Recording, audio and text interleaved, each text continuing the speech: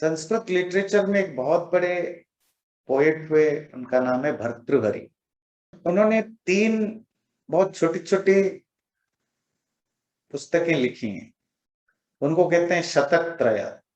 हर book में उन्होंने 100 couplets मतलब 100 श्लोक लिखा है। तो पहला तो जब वो जवान थे और काफी उनकी लाइफ स्टोरी थोड़ी अलग टाइप की, अप्स एंड डाउन है। जब बहुत ज्यादा वो भोग विलास में रहते थे, तब उन्होंने एक बुक लिखा जिसका नाम था श्रृंगार शतकम। ये जवानी के जो जोश है, रोमांस है, इस पर बेसिकली है। बाद में उनकी लाइफ में बहुत कुछ घटनाएं घटी, इंसिडेंट घटी, जिसके कारण उन्होंने छोड़ छाड़ दिया, ज्यादा मैच्योर हुए। तो उन्होंने दूसरी बुक लिखी 100 श्लोक की, 100 श्लोकों की नीति शतक, 100 ऑफ वाइज सेइंग्स, अच्छी बातों की जो उनके लगा उसका 100। जैसे जैसे उनकी बुद्धि विकसित हुआ, जो लास्ट और उनके सबसे जो अच्छा बुक जो लिखा वो था वैराग्य शतकम। तो 100 वाइज सेइंग्स अबाउट द वैराग्य मीन्स द डिस्पैशन, संसार कितना अस्थिर है वगैरह। वो 3 बुक्स में से एक बुक है नीति शतकम, जो हमारे डे टू डे लाइफ में मेरे आसपास, आपके आसपास में जो लोग होते हैं, उनका जो बिहेवियर है, हमारा जो उनके प्रति बिहेवियर है, उसके प्रति जो एक आउटलुक है, उसको समझने के लिए ये हेल्प करता है। ध्यान रखिए, ना ये कोई आइडियलिज्म की बात करता है जो मैं बताऊंगा, ना इसमें कोई स्पिरिचुअल, रिलीजियस या आइडियलिज्म या मोरालिटी की बात नहीं। डे टू डे लाइफ में जो प्रैक्टिकल चीजें हमें ध्यान रखने की जरूरत है या हम नहीं रखते हैं, उन चीजों के बारे में बात होगी, अलग अलग टॉपिक पर है। तो पहला जो श्लोक उनका वो है प्रार्थना।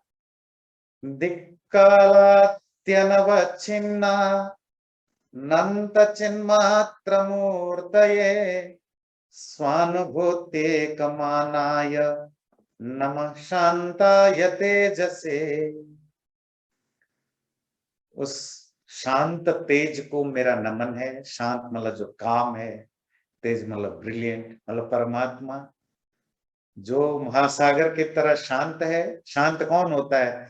नेचुरली बाय डिफॉल्ट शांत वही होता है जो सुख दुख से परे होता है।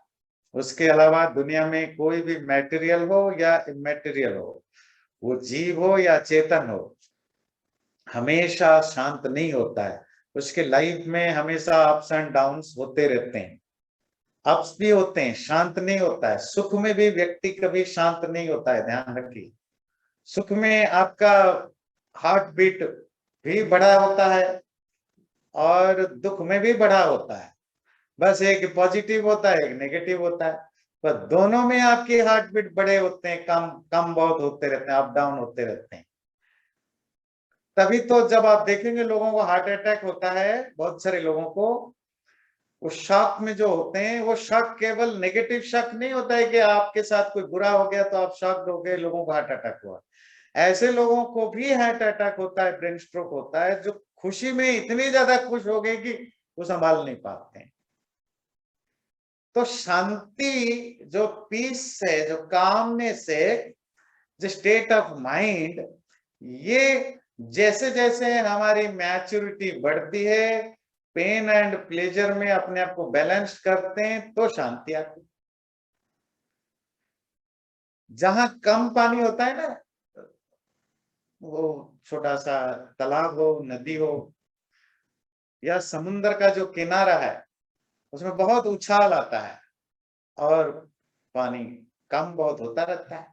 पर जैसे आप ओशियन में, महासागर के बीच में चले जाते हैं, बिल्कुल शांत मिलता है। सबसे ज्यादा गहराई हुई, तो जो गहराई बढ़ती है तो शांति आ जाती। शांति अशांति बाहरी दुनिया से लेन देन से कम होता है। शांति अशांति अंदर की गहराई को से जाने पर होता है।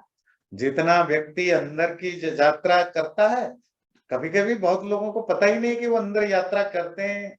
नॉर्मल लोग हैं हमारे आपकी तरह, हर तरह के काम करते हैं, पर बहुत शांत, कूल, काम रहते हैं, क्योंकि इसका मतलब है कि उनकी पर्सनैलिटी में थोड़ी डीपनेस है, थोड़ी गहराई है। तो जैसे ही आपकी पर्सनैलिटी में गहराई आने लगती है, तो आप सुख हो, दुख हो, अच्छा हो, बुरा हो, बहुत ऊंचे पर हो या बहुत नीचे पर हो, आप शांत रहते हो। तो जब अंदर से शांत रहते हो, आपके बाहर भी शांत जैसा दिखता है। परमात्मा हमेशा शांत है, सुख दुख से परे है। ऐसे जो शांत, तेज, प्रकाश वाले परमात्मा को मेरा नमन है। कैसा है? दिक् काल आदि अनवच्छिन्न। जो दिक् कहते हैं दिशाएं, स्पेसेस, डायरेक्शंस, काल कहते हैं टाइम। सारी दुनिया में कोई भी चीज है ना, वो मिनिमम इन दो चीजों से तो डिवाइडेड है। कोई भी चीज हो, उसका एक डायरेक्शन होता है, लेफ्ट राइट ना, बैक फ्रंट, फिर उसके बाद फिर चार कर्नर आ जाते हैं, बिलो एंड एबव। 10 डायरेक्शन हम मानते हैं ना, पूर्व पश्चिम उत्तर दक्षिण, फिर उनकी जो चार कोना ऊपर नीचे। अब ये डायमेंशनल है ना, ऐसा नहीं कि पूर्व पश्चिम कोई फिक्स रूल है। आप कहीं भी जाओ, किसी भी स्पेस में किसी भी जगह जाओ, आपकी 10 कोना निकलेगा, ऊपर नीचे, बाएं दाएं, ऊपर नीचे। ये डायरेक्शन है, ये आपका लिमिटेशन होता है। इसी तरह टाइम, मैं प्रेजेंट में हूं, ये मेरा पास्ट था, ये मेरा फ्यूचर होगा। वो जो जिसको मैं प्रणाम करता हूं, भर्तृहरि कहते हैं, जो इन डायरेक्शन से लिमिटेड नहीं है, टाइम से लिमिटेड नहीं है, डिवाइडेड नहीं है, उससे ऊपर। क्यों? क्योंकि सर्वव्यापक है, सब जगह फैला हुआ है। ऐसे परमात्मा जिसकी मूर्ति, जिसका शरीर, वो चेतना स्वरूप है। जैसे हमारा शरीर ये पंच महाभूत से बना है, तो परमात्मा का शरीर किससे बना है? चेतना से, कॉन्शसनेस। तो चेतना स्वरूप उस परमात्मा, जो किसी भी तरह के दिशा या काल से बंधा हुआ नहीं है, और वो है जानने का क्या उपाय है? स्वानुभूति एक माना, मान कहते हैं प्रमाण, प्रूफ, एविडेंस। लोग पूछते हैं ना, कहाँ है भगवान, दिखाओ, प्रूफ दिखाओ। कहते हैं एक ही प्रूफ है, स्व अनुभूति, सेल्फ एक्सपीरियंस, सेल्फ रियलाइजेशन। जो इसको रियलाइज करेगा वही जानेगा कि वो है। बाकी लोग माने न माने, डिबेट करें, हाँ कहें ना कहें, तो वैसे ही। उसको जानने का, प्रूफ मानने का एक ही तरीका है कि खुद रियलाइज करना। स्व अनुभूति एक माना, there is only one way, one proof, one evidence, and that is your own अनुभूति। ऐसे परमात्मा को मैं नमन करता हूं। चैनल को सब्सक्राइब जरूर करें और वीडियो अच्छा लगे लाइक भी जरूर करें।